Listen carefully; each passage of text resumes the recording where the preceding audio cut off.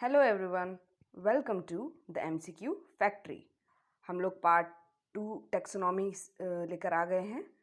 Part 1 पहले से ही uploaded है, प्लीज़ जाकर उसको एक बार देख लीजिए। ये बहुत इंपॉर्टेंट पार्ट है, इसलिए हम इसे 3 पार्ट्स में लेकर आ रहे हैं और तीनों पार्ट्स में 45 क्वेश्चंस होंगे। तो आप सोच सकते हैं कितना इंपॉर्टेंट पार्ट है, कितनी बार इससे क्वेश्चंस पूछे गए होंगे और कितने सारे क्वेश्चंस पूछे गए होंगे। तो चलिए शुरू करते हैं पार्ट 2 से। Question number 45. Which of the following underground produced vegetables is a modified root? A. Potato, B. Sweet potato, C. Banda, D. जिमीकंद। इसका सही आंसर होगा B. Sweet potato. क्यों? क्योंकि पोटैटो, बांडा, जिमीकंद ये तीनों जो हैं मॉडिफाइड स्टेम्स हैं, रूट नहीं है। स्वीट पोटैटो रूट है। और आप अभी देखते रहिएगा जैसे जैसे मैं प्रोसीड करूंगी कि एक ही क्वेश्चन 5-6 बार रिपीट किया गया है अलग अलग तरीके से। वैसे क्वेश्चंस को मार्क कर लीजिए, बहुत इंपॉर्टेंट है क्योंकि बार बार एग्जाम्स में पूछे गए हैं और पूछे जा सकते हैं। ठीक है, नेक्स्ट क्वेश्चन पे आते हैं। The storage organ of which of the following plants is not a stem? A. Cane sugar, B. Ginger, C. Potato, D. Sweet potato. अब इसमें पूछ रहा है कौन सा स्टेम नहीं है, इसका मतलब क्या? रूट होगा वो। केन शुगर, जिंजर, पोटैटो ये तीनों मॉडिफाइड स्टेम्स हैं, तो इसमें कौन सा स्टेम नहीं है? Sweet potato. Question number 47. Which of the following is a stem? A. Turnip, C. Carrot, A. Turnip, B. Ginger, C. Carrot, D. Sweet potato. Turnip, carrot और स्वीट पोटैटो ये तीनों मॉडिफाइड रूट्स हैं, stem नहीं है। Stem कौन सा है? Ginger. Question number 48 पे आते हैं। Which one of the following is a modified stem? A. Carrot, B. Sweet potato, C. Coconut, D. Potato. Carrot और स्वीट पोटैटो ये दोनों मॉडिफाइड रूट्स हैं। कोकोनट फ्रूट है और स्वीट पोटैटो क्या है? Modified stem. ऐसे मॉडिफाइड स्टेम को हम लोग ट्यूबर भी बोलते हैं। ट्यूबर का मतलब क्या होता है? मॉडिफाइड स्टेम ऐसा स्टोरेज एरिया जहाँ पर न्यूट्रिएंट जैसे स्टार्च और शुगर को प्लांट रिजर्व करके रखता है, इसीलिए ट्यूबर को मॉडिफाइड स्टेम बोलते हैं। यहाँ पर स्टोरेज की जाती है इंपॉर्टेंट न्यूट्रिएंट्स की, जैसे कि पोटैटो में होता है। अब क्वेश्चन नंबर 49 पे आएंगे। Potato is a A root, B fruit, C tuber, D bulb. अभी जैसे मैंने बताया कि अगर स्टेम आए या ट्यूबर आए, इन दोनों में से कुछ भी आए, आपको ट्यूबर स्टेम दोनों में से कोई भी आप मार्क कर सकते हैं। ट्यूबर का मतलब ही होता है मॉडिफाइड स्टेम। अब क्वेश्चन नंबर 50 पे आते हैं। Which one of the following is a useful functional association between fungi and the roots of higher plant? A. Biofertilizer, B. Coralloid root, C. Lichens, D. Mycorrhiza. इसका सही answer होगा D. Mycorrhiza. अब मैं बता देती हूँ ये फंक्शनल एसोसिएशन क्या है फंगाई एंड रूट्स के बीच में। इस फंक्शनल एसोसिएशन को बोलते हैं सिम्बायोटिक रिलेशनशिप। ठीक है, ये सिम्बायोटिक एसोसिएशन जो माइकोरिजा में है, ये है फंगाई और रूट ऑफ द प्लांट के बीच में। ठीक है, इसमें क्या होता है, जो प्लांट होती है वो फोस्फेट और दूसरे मिनरल्स ऑब्टेन करते हैं इस फंगाई से, और फंगाई जो है शुगर जो उसका फूड है वो ऑब्टेन करता है प्लांट के रूट से। तो ये सिम्बायोटिक रिलेशनशिप है। वैसा ही सिम्बायोटिक रिलेशनशिप हम दूसरे क्वेश्चन में आते हैं, क्वेश्चन नंबर 51 में। Nitrogen fixing bacteria present in the nodules of the roots of leguminous plants are? A. Symbiotic, B. Proteolytic, C. Saprophytic, D. Parasitic. Saprophytic nutrition क्या होता है? जब कोई डेड हो जाता है, डेड के ऊपर जो माइक्रो ऑर्गेनिज्म सर्वाइव करते हैं वो सेप्रोफाइटिक न्यूट्रिशन हो जाता है। पैरासाइटिक वो होता है कोई जिंदा है लेकिन तब भी उसके ऊपर कोई फीड कर रहा है, जैसे छोटे छोटे कीड़े जानवरों को लग जाते हैं, तो वो पैरासाइटिक न्यूट्रिशन कहलाता है। सिम्बायोटिक रिलेशनशिप वो होता है कि दो ऑर्गेनिजम्स अलग अलग एक दूसरे से अपना खाना शेयर करके सर्वाइव करते हैं। जैसे हम कोरल्स के बारे में भी जानते हैं, कोरल्स के ऊपर एक एल्गी होता है, कोरल उसे खाकर अपना फूड प्रोवाइड करता है और वो एल्गी कोरल के ऊपर रह के अपना खाना ढूंढती है। तो इसका आंसर होगा A. Symbiotic relationship. Rhizobium bacteria यही नाइट्रोजन फिक्सिंग बैक्टीरिया है। तो ये लेग्यूम्स में प्लांट के पाए जाते हैं। ये लेग्यूम्स जो हैं कौन कौन से होते हैं? पीज, पल्सेस का जो भी प्लांट होता है उसमें ये इन्हें लेग्यूम्स बोला जाता है। इन्हीं में ये राइजोबियम बैक्टीरिया होते हैं जो एटमॉस्फेरिक नाइट्रोजन मतलब N2 को कन्वर्ट कर देते हैं अमोनियम कंपाउंड्स में, जो जिसका फॉर्मूला है NH4OH। ठीक है, एग्जाम्पल जो लेग्यूमिनस प्लांट्स का है, पी हो गया, बीन्स हो गया, अल्फा अल्फा हो गया। अल्फा अल्फा क्या है? ये होम्योपैथिक मेडिसिन बनाने के लिए एक ग्रास है, जो जैसे बोला जाता है जिलेटिन, जिलेटिन नॉन वेजिटेरियन हो जाता है। अल्फा अल्फा अगर यूज़ करते हैं तो वो भी जिलेटिन का ही काम करता है। अब क्वेश्चन नंबर 52 पे आएंगे। क्वेश्चन नंबर 52 में इसको करेक्ट करिए, ये पीनट प्लांट नहीं, पी प्लांट होगा, ठीक है। तो pea plant is a herb, B flower, C bush, D none of these. तो इसका सही आंसर होगा पी प्लांट जो है हर्ब है। अब क्वेश्चन नंबर 53 पे आते हैं। Stem cutting is done generally to grow A banana, B sugar cane, C mango, D cotton. अगर आपने देखा होगा, बनाना को तो हम लोग डायरेक्ट रूट प्लांट करते हैं, मैंगो में सीड करते हैं, कॉटन में भी सीड्स करते हैं। तो इसका सही आंसर क्या होगा? Sugar cane. शुगर केन में अगर स्टेम को काट के दूसरी जगह पर हमने सो कर दिया तो वहाँ पर दूसरा शुगर केन का प्लांट उग जाता है। तो स्टेम कटिंग शुगर केन को ग्रो करने के लिए यूज़ होता है। अब क्वेश्चन नंबर 54 पे आते हैं। क्लोव। अब क्वेश्चन नंबर 54 से लेकर क्वेश्चन नंबर 58 तक आप देखेंगे क्लोव को अलग अलग तरीके से पूछा गया है। तो ये भी याद रखिए कि ये भी क्लोव से भी रिलेटेड क्वेश्चन जो है बहुत इंपॉर्टेंट है हमारे टेक्सोनॉमी में, ठीक है। अब क्वेश्चन नंबर 54 पे आते हैं। Clove is buds of stem, B bells of root, C closed buds, D seeds. इसका सही आंसर होगा क्लोज बर्ड्स। क्यों? क्लोव को 3-4 तरीके से डिफाइन करते हैं, closed bird, dried floral bird या फिर ड्राइड फ्लावर। तो क्लोव जो है प्लांट का फ्लावर वाला पार्ट होता है, मतलब एक बर्ड की तरह ये दिखता है। तो अगर कुछ भी ऑप्शन आए, क्लोज बर्ड आए, चाहे dried flower bird floral bird आए, चाहे ड्राइड फ्लावर आए, इन तीनों में तीनों सही ऑप्शंस हैं, ठीक है। तो बदल बदल के पूछेगा तो कंफ्यूज नहीं होना है। अब आते हैं क्वेश्चन नंबर 55 पे। Which one of the following spices is a floral flower bud? A cumin, B clove, C pepper, D turmeric. अभी बताया था मैंने, बी क्लोव। क्लोव जो है इंडोनेशिया का नेटिव प्लांट है, इंडिया का नहीं है। अब आते हैं क्वेश्चन नंबर 56 पे। Cloves are A nodules of stem, B nodules of root, C leaves, D dried flowers. अभी मैंने बताया था कि अगर ड्राइड बर्ड्स हो, चाहे ड्राइड फ्लोरल बर्ड्स हो, चाहे क्लोज्ड बर्ड्स हो, कुछ भी ऑप्शन हो तो हमें घबराना नहीं है, उसे टिक कर देना है। तो इसमें क्या आंसर होगा? Dried flower. अब क्वेश्चन नंबर 57 पे आते हैं। देखिए कितना रिपीट हो रहा है, ये बहुत इंपॉर्टेंट है। Cloves are obtain from which of the following parts of the plant? A dried leaves, B dried stems, C dried seeds, D dried flower buds. तो इसका आंसर होगा डी। अब क्वेश्चन नंबर 58 पे। विच of the following is not correctly matched?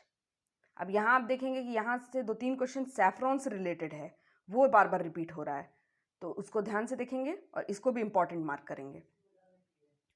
तो इसमें option है A ginger rhizome, B saffron seed, C opium opium capsule, D jute stem. तो हम जानते हैं कि सैफरन को एक फ्लावर से ऑब्टेन किया जाता है, ठीक है, उसकी फीमेल रिप्रोडक्टिव पार्ट से। तो सैफरॉन सीड नहीं है, सैफरॉन जो है एंथर फिलामेंट ये बोल सकते हैं, चाहे हम फ्लावर बोल सकते हैं, उससे ऑब्टेन किया जाता है, सीड से ऑब्टेन नहीं किया जाता है। सैफरॉन के बारे में बता देती हूँ। ये फ्लावर सैफरन क्रोकस से ऑब्टेन किया जाता है। स्टाइल और स्टिग्मा जो होते हैं फीमेल रिप्रोडक्टिव पार्ट, उनसे ऑब्टेन किया जाता है। ये सीड फॉर्मिंग पार्ट होते हैं, सीड्स नहीं होते हैं, ठीक है। और बता देती हूँ, इंडिया में इसकी लोकल वैरायटी को प्रोड्यूस किया जाता है जिसको बोला जाता है ज़ाफ़रान। और एक बीपीएससी का क्वेश्चन भी आया था कि सबसे ज़्यादा सैफ़रॉन कहाँ प्रोड्यूस होता है, तो इसका आंसर है ईरान, ठीक है। अब क्वेश्चन नंबर 59 पे आते हैं। Saffron is dried mixture of A leaf and stem, B petals and roots, C seed forming part of flower, D seeds and buds. अभी जैसे मैंने बताया कि सीड फॉर्मिंग पार्ट होता है, सीड नहीं होता है, इसलिए इसका आंसर होगा C. Question number 60। In the following pairs of plants and their edible part which pair is not correctly matched? A ginger rhizome, B onion fleshy leaves, C potato roots, D coconut endosperm. अभी 5-6 question हमने potato पे इतना discuss किया कि कोई भी इसको catch कर लेगा कि पोटैटो रूट नहीं होता है, ये ट्यूबर होता है या फिर मॉडिफाइड स्टेम होता है। क्वेश्चन नंबर 61 पे आते हैं। Which of the following parts of potato is edible? A stem, B seed, C root, D fruit. Potato के बारे में इतने क्वेश्चन पूछे गए, पोटैटो को अच्छे से याद कर लेना है कि क्या है इसमें, और बिल्कुल भी गलत नहीं करना है एग्जाम में जाके इस क्वेश्चन को। सही आंसर है इसका स्टेम। स्टेम लिखे, मॉडिफाइड स्टेम लिखे या ट्यूबर लिखे, तीनों सही आंसर होंगे। क्वेश्चन नंबर 62 पे आते हैं। Which one of the following is a fruit? A potato, B radish, C lady finger, D sweet potato. Potato के बारे में जानते हैं, क्या है? स्टेम। रेडिश क्या है? रूट। स्वीट पोटैटो क्या है? ये भी रूट है। तो अगर हम एलिमिनेशन टेक्निक यूज़ करेंगे तो ऑटोमेटिकली हमारा आंसर लेडी फिंगर आ जाएगा। लेकिन लेडी फिंगर के बारे में बता देती हूँ। लेडी फिंगर, जिसको ओकरा, भिंडी ये भी बोला जाता है, ये फ्लावरिंग प्लांट होता है, ठीक है। और जो इस फ्लावर से निकल के आता है फ्रूट, वही लेडी फिंगर होता है। तो ये क्या है? फ्रूट पार्ट है, जिसको पूरी तरीके से हम कंज्यूम कर सकते हैं, टोटली एडिबल होता है। इसका सही आंसर होगा सी, लेडी फिंगर। अब नेक्स्ट क्वेश्चन की तरफ प्रोसीड करते हैं। 63. A plant bird is A. An embryonic shoot, B. An embryonic leaf, C. An endosperm, D. A seed. अगर हम जानेंगे तो क्या पूछ रहा है कि प्लांट का जो बर्ड होता है वो क्या होता है, तो इसका सही आंसर होगा ए, एन एम्ब्रियोनिक शूट। क्यों? क्योंकि प्लांट का बर्ड प्लांट के शूट पे ही तो प्रोड्यूस होता है, या तो वो उसके स्टेम के पार्ट से निकलता है या फिर लीफ के पार्ट से निकलता है। रूट बिलो का हिस्सा हो गया, शूट ऊपर का हिस्सा हो गया, इसलिए एम्ब्रियोनिक शूट। लीफ नहीं है, एंडोस्पर्म नहीं है, सीड नहीं है। सीड से जाकर फ्लावर बनता है, सीड से जाके फ्लावर बनता है, चाहे प्लांट बनता है, लेकिन बर्ड नहीं बनता है। क्वेश्चन नंबर 64 पे आते हैं। Cork is obtain from which of the following plant? A Dalbergia, B Cedrus, C Quercus, D Argemone. ये सारे नाम जो हम देख रहे हैं ये सारे बोटैनिकल नेम्स हैं, तो आपको नहीं पता होगा, लेकिन अगर आपको पता चल गया कि किस प्लांट को किस बोटैनिकल नेम से बोला जाता है तो अपने आप ही आपका क्वेश्चन सही हो जाएगा। तो बता देती हूँ, ओक ट्री का बोटैनिकल नेम है क्वेरकस, तो इसका सही आंसर होगा सी, क्वेरकस। और कॉर्क जो है ओक प्लांट से ऑब्टेन किया जाता है, जिसका बोटैनिकल नाम है क्वेरकस। अब क्वेश्चन नंबर 65 पे आते हैं। The characteristic odour of garlic is due to A chloro compound, A B sulphur compound, C fluorine compound, D acetic acid. हमने अपनी एनसीईआरटी और बहुत सारी बुक्स में भी पढ़ा है कि सल्फर पाया जाता है प्याज में, लहसुन में, तो इसका सही आंसर होगा ए, सल्फर कंपाउंड। गार्लिक जो है सल्फ्यूरिक कंपाउंड से बनता है, जिसकी वजह से इसका पंजेंट स्मेल आता है। पंजेंट स्मेल क्या कि मतलब ऐसी स्मेल होती है जो हाथ से निकालना मुश्किल हो जाती है, और बहुत स्ट्रॉन्ग स्मेल होती है इसकी। उसी तरीके से चिली, उसी तरीके से ओनियन। ओनियन तो हमारी आंखों में इरिटेशन करके टीयर्स प्रोड्यूस करवा देता है, लेकिन गार्लिक ऐसा नहीं करता है, लेकिन बहुत ही पंजेंट होता है, स्ट्रॉन्ग स्मेल होती है इसकी, ठीक है। और गार्लिक को हार्ट और बीपी की डिजीज़ को भी ट्रीट करने के लिए यूज़ किया जाता है।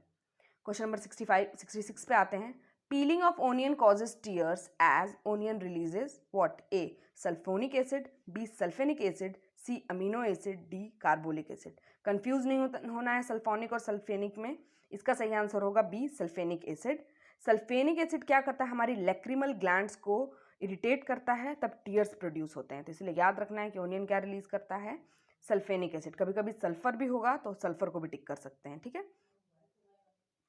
अब क्वेश्चन नंबर 67 पे आते हैं। The most important part of the plant in term of life cycle is A flower, B leaf, C stem, D root. इसका सही आंसर होगा ए, फ्लावर। फ्लावर सबसे इंपॉर्टेंट पार्ट होता है, क्योंकि उसके बाद ही तो फ्रूट बनता है, और फ्लावर आगे आगे, और प्लांट जो है आगे आगे यूज होता है। क्वेश्चन नंबर 68 पे आते हैं। Pungency in chillies is due to the presence of A lycopene, B capsaicin, C carotene, D anthocyanin.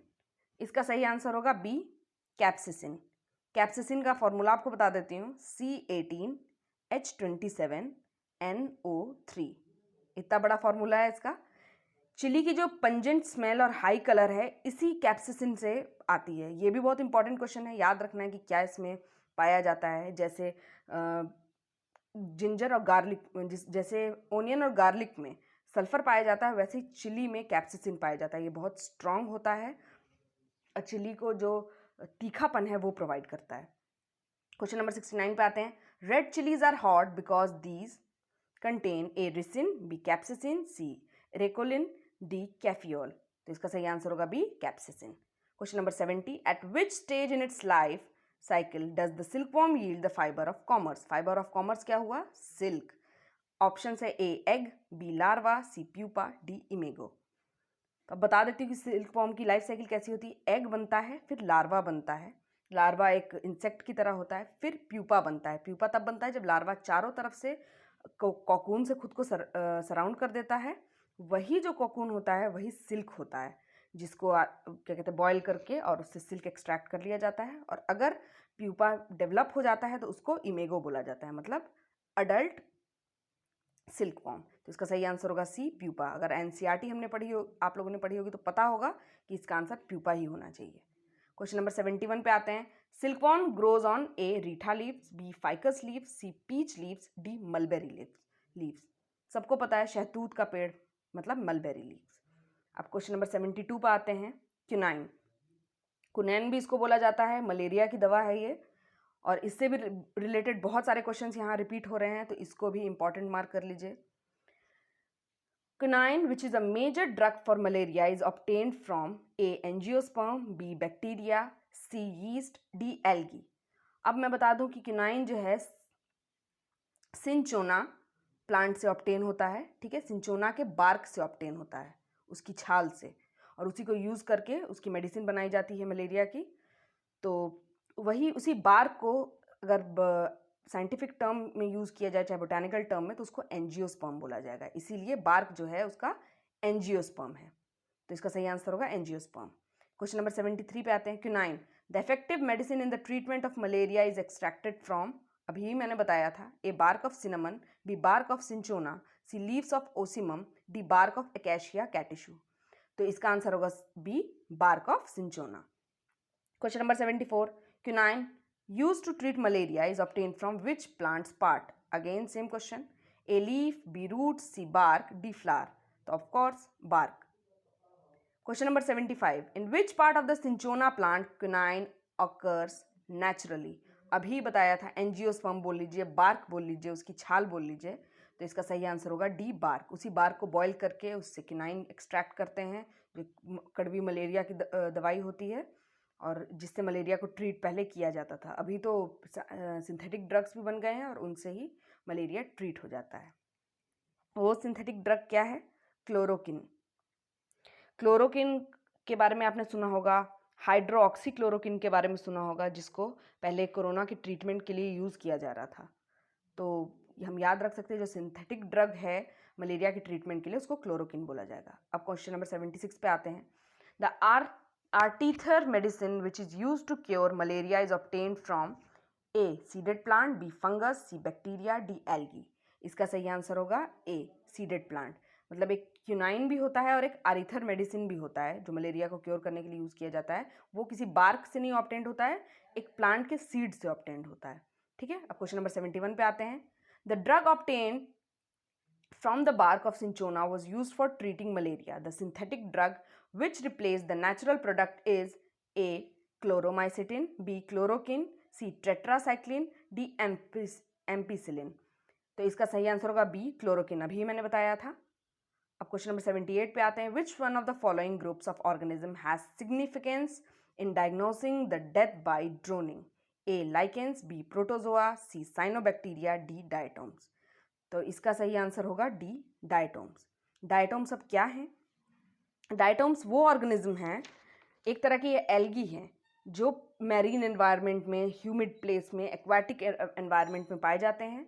और जब किसी की ड्राउनिंग से डेथ होती है तो वो इंसान बहुत सारा इस बैक्टीरिया को, इस एल्गी को मतलब स्वेलो कर लेता है, और तब उनकी बॉडी से मिलता है ये डायटोम्स। और अगर किसी का मर्डर किया गया हो, उसको पानी में ऐसे ही डाल दिया गया हो, तो वो ये ऑर्गेनिज्म उनके अंदर नहीं मिलेगा। तो इससे पता चलता है कि डेथ ड्राउनिंग से हुई है कि नहीं हुई है, जब ये एल्गी बॉडी में पाया जाता है। अब क्वेश्चन नंबर 79 पे आते हैं। The mulberry fruit is A. Sorosis, B. Syconus, C. Samara, D. Nut. तो इसका आंसर होगा ए, सोरोसिस। अब मैं बता देती हूँ सोरोसिस क्या होता है। Sorosis are seeds outside a fleshy fruit and inside in the ovary of multiple flower. ऐसा फ्रूट जिसका सीड जो है उसके फ्लैश के ऊपर पाया जाता है। जब आप मलबेरी खाकर देखेंगे तो आपको पता चलेगा कि सीड्स उसके ऊपर ऊपर टेस्ट में आता है, और अंदर जो है उसका फ्लैशी फ्रूट होता है। तो मतलब उल्टा, सारे फ्रूट्स में तो अंदर सीड होता है, मलबेरी में बाहर होता है, और ऐसे फ्रूट को बोला जाता है सोरोसिस। इसका एक और एग्जाम्पल है पाइनएप्पल। पाइनएप्पल का भी सीड ऊपर की तरफ होता है, अंदर उसका फ्लैश होता है। अब क्वेश्चन नंबर 80 पे आते हैं। Which one of the following fibre is not a product of plant stem? A flax, B hemp, C jute, D cotton. Flax, hemp और जूट ये तीनों कहाँ से ऑब्टेन होते हैं? स्टेम से। अगर घुमा के क्वेश्चन भी पूछा जाए कि जूट कहाँ से ऑब्टेन होता है तो आपको पता होना चाहिए स्टेम से।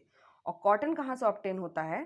तो फ्रूट से, सीड से नहीं, फ्रूट से। जो फ्लावर बनता है कॉटन का उसके बाद फ्रूट आता है, तो cotton is obtain from the fruit of the cotton plant. Question number 81 पे आते हैं। Leg haemoglobin is found in A human blood, B rabbit blood, C legume root nodules, D chicken blood. तो इसका answer होगा legume root nodules, मतलब जो pulses के roots होते हैं उसमें ये लेग हेमोग्लोबिन पाया जाता है। Question number 82। Which one of the following is a man made cereal not found in nature? A dwarf wheat, B hybrid maize, C triticale, D soybean. Dwarf wheat, hybrid maize ये सारे naturally found serial हैं, इनमें थोड़ा बहुत genetically इनको modify किया गया है, लेकिन ये मैन मेड नहीं है। सोयाबीन भी सब, लेकिन जो सी है ट्रिटिकेल ये मैन मेड सीरियल है जो नेचर में कभी पाया नहीं गया। कैसे बना ये? व्हीट और एक और सीरियल था राय, RYE, इनको क्रॉस पॉलिनेट किया गया और उससे जो ये सीरियल बन के तैयार हुआ ये ट्रिटिकेल था, जो जिसने जैसे व्हीट है ये खुद सेल्फ पॉलिनेशन से जर्मिनेट होता है, राय क्रॉस पॉलिनेशन से होता, दोनों को क्रॉस कर दिया गया कि व्हीट की एक अच्छी वैरायटी बन के तैयार हो, तो उसी वैरायटी को बोला गया ट्रिटिकेल। ठीक है। अब क्वेश्चन नंबर 83 पे आते हैं। Canola refers to a special type of oil seed mustard varieties breed for human consumption. The main characteristics of these variety is that the A. Seeds have very high oil content. B. Oil is rich in unsaturated fatty acid. C. Oil has long shelf life. D. Oil has very low uric acid content. तो इसका answer होगा D. The oil has very low uric acid content. आपने देखा है कि देख रहे हैं कि यूपीएससी में क्वेश्चन पूछा गया है, मतलब ये डे टू डे लाइफ से रिलेटेड जनरल साइंस जो है उससे रिलेटेड ये क्वेश्चन पूछा गया है। उस टाइम कैनोला जो है बहुत ज़्यादा न्यूज़ में था, तो ये जो है ये बहुत ही लो क्या कहते हैं उसमें होता है, लो यूरिक एसिड कंटेंट इसके अंदर होता है और ये एडिबल होता है ह्यूमन कंजम्पशन के लिए। क्वेश्चन नंबर 84 पे आते हैं। Bacteria can be seen by A. naked eye, B. compound microscope, C. hand lens, D. electron microscope। तो इसका सही आंसर होगा B. Compound microscope. Compound microscope से किसी भी माइक्रो ऑर्गेनिज्म को देखा जाता है। ठीक है। इलेक्ट्रॉन माइक्रोस्कोप इसलिए हो क्योंकि एटम की स्टडी के लिए ये बहुत ही हाई पावर का माइक्रोस्कोप होता है। कंपाउंड माइक्रोस्कोप को माइक्रो ऑर्गेनिज्म को देखने के लिए यूज़ किया जाता है। बैक्टीरिया का साइज़ बता दूं 2 to 4 माइक्रोन होता है इसका साइज़, और इसको कंपाउंड माइक्रोस्कोप क्या करता है, एक छोटे से बैक्टीरिया को 1500 से 2000 टाइम्स तक मैग्नीफाई कर देता है, तब जाकर आपको बैक्टीरिया दिखता है, नेकेड आई से नहीं दिखता है। क्वेश्चन नंबर 85 पे आते हैं। Spongy tissue is the serious disorder hampering the export of mango variety. It is A.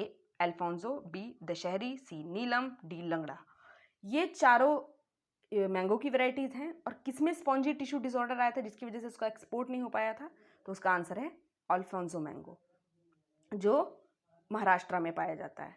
Question number 86। Which of the following state about bacteria is correct? A. They are on the border line of living and non living, B. They are on the border line of plants and animal, C. They are on the border line of flowering and non flowering plants, D. None of the above. अब हम bacteria के बारे में जानते हैं कि bacteria living beings तो हैं, तो ये बॉर्डर लाइन पे तो नहीं है लिविंग और नॉन लिविंग के। B. They are on the border line of plants and animal, तो बैक्टीरिया को ना तो प्लांट कंसीडर किया जाता है ना एनिमल कंसीडर किया जाता है। शुरू उसके बाद they are on the border line of flowering and non flowering plants, यहाँ तो सवाल ही नहीं उठता है। तो क्योंकि हमारे किंगडम को 5 पार्ट्स में डिवाइड किया गया है, Monera, Protista, fungi, Plantae and Animalia, इन 5 पार्ट्स में डिवाइड किया गया है। तो बैक्टीरिया जो है बहुत ही एंशियंट क्या कहते हैं माइक्रो ऑर्गेनिज्म है, इसीलिए मुनेरा में आते हैं। ये यूनिसेल्यूलर होते हैं, ओके, सिंगल सेल्ड होते हैं और इनके अंदर न्यूक्लियस नहीं होता है, इनको प्रोकैरियोट्स भी बोला जाता है। मतलब ये बहुत ही एंशियंट लिविंग बीइंग हमारे अर्थ पे शुरू से यही पाए जाते हैं। साइनोबैक्टीरिया इसी को बोला जाता है। Question number 87। Desert plants have longer root system because, अब यहाँ से लेकर हम लास्ट क्वेश्चन तक यही देखते आएंगे कि डेजर्ट के प्लांट्स के बारे में बहुत कुछ पूछा गया है। इसका मतलब क्या है, ये भी बहुत इंपॉर्टेंट है। ये क्वेश्चन क्या है, desert plants have longer root system because A. High temperature of the soil stimulates the growth of roots. B. Roots grow in search of water. C. Soil does not contain water, hence become compact and presses the roots to grow longer. D. Roots move opposite to the solar heat. बहुत confusing लगेगा, लेकिन इसका सही answer अगर आपको पता होगा कि रूट्स तभी लॉन्ग होते हैं डेजर्ट में जब वो पानी की सर्च में खुद को अडेप्ट करते हैं, पानी की सर्च के लिए वो अपने रूट्स को लॉन्गर बनाते हैं, अडेप्ट करते हैं। पहले भले ही उनके रूट्स छोटे होंगे, लेकिन पानी की सर्च में, मॉइस्चर की सर्च में धीरे धीरे अडेप्ट करते करते इनके रूट्स लॉन्गर हो गए, नीचे तक गए, ताकि जो थोड़ा बहुत भी मॉइस्चर मिले उसकी वजह से ये सर्वाइव करे। तो ए, सी और डी इसका सही आंसर नहीं होगा, इसका आंसर होगा बी। और आपको बता दूं कि डेजर्ट प्लांट्स अपना लाइफ साइकिल कंप्लीट कर लेते हैं ड्राई एटमॉस्फेयर में भी। पानी के सर्च में इनके रूट्स जो हैं लॉन्गर बन गए हैं, और ऐसे प्लांट जिनके लॉन्ग रूट्स होते हैं इनको बोला जाता है फ्रिएटोफाइट्स। क्या बोला जाता है, फ्रिएटोफाइट्स। अभी आप देखेंगे नेक्स्ट क्वेश्चन में इसके बारे में डिस्कशन है। Deserts have phreatophytes, that is plants that have A succulent stem, B lipid accumulation, C long tap roots, D small or spine like leaves. तो इसका सही आंसर क्या होगा, अभी मैंने बताया कि फ्रिएटोफाइट्स किसको बोला जाता है, जिनके लॉन्ग रूट्स होते हैं उन डेजर्ट प्लांट्स को। तो इसका आंसर होगा सी। क्वेश्चन नंबर 89 पे आते हैं। Plants adapted to dry climate are known as A epiphyte, B xerophyte, C hydrophytes, D mean plants. अभी मैंने बताया फ्रीटोफाइट्स के बारे में, वो होते हैं जिनके रूट्स लॉन्ग होते हैं, लेकिन जो डेजर्ट के प्लांट्स होते हैं जिन पे थॉर्न होता है, थोड़ा वैक्सी कोटिंग होती है उनके ऊपर, उनको बोला जाता है जेरोफाइट्स। तो डेजर्ट के प्लांट्स को क्या बोला जाता है, जेरोफाइट्स। और वो प्लांट जिनके रूट्स बहुत लॉन्ग होते हैं उनको फ्रिएटोफाइट्स बोला जाता है। तो जेरोफाइट और फ्रिएटोफाइट्स में कंफ्यूज नहीं होना है। यहाँ अगर फ्रिएटोफाइट्स भी ऑप्शन होता तो आपको जेरोफाइट्स मार्क करना होगा, क्योंकि प्लांट अडेप्टेड टू ड्राई, क्योंकि ये प्लांट की कैटेगरी है, वो रूट्स में उसको डिफाइन किया गया था। ठीक है, क्वेश्चन नंबर 90 पे आते हैं। Desert plants are generally A viviparous, B succulent, C herbaceous, D heterophyllous. इसका सही आंसर होगा बी सक्यूलेंट। सक्यूलेंट का क्या मतलब होता है, एक ऐसा प्लांट जो पानी स्टोर करता है अपने अंदर ही ऐसे टाइम से डील करने के लिए जब बिल्कुल भी पानी की अवेलेबिलिटी नहीं होगी। और ऐसे प्लांट्स एरिड मतलब ड्राई एनवायरनमेंट में पाए जाते हैं। अगर आपने मैन वर्सेस वाइल्ड देखा होगा कभी, तो आपने देखा होगा कि वो कैक्टस को कट जब करता है उसमें से ढेर सारा पानी निकलता है। तो ऐसे ही प्लांट को सक्यूलेंट बोला जाता है। ठीक है, तो यही हमारा पार्ट एंड होता है। पार्ट 3 हम लोग नेक्स्ट डे ही इसका वीडियो अपलोड करेंगे, ज़रूर देखिएगा। इसका फर्स्ट पार्ट भी देख लीजिए और इसका थर्ड पार्ट भी देखिएगा और इसको भी देखिएगा। और प्लीज़ इसको सब्सक्राइब करिए हमारे चैनल को, कि आपको फ्यूचर अपडेट्स मिलती रहे, ताकि हम पूरा ये बायोलॉजी का सेशन कंप्लीट कर सकें। और उसके बाद हम एक टेलीग्राम चैनल स्टार्ट करेंगे, उसमें ये सारे PDFs डालेंगे ताकि आप इसकी प्रैक्टिस कर सकें। ठीक है, थैंक यू।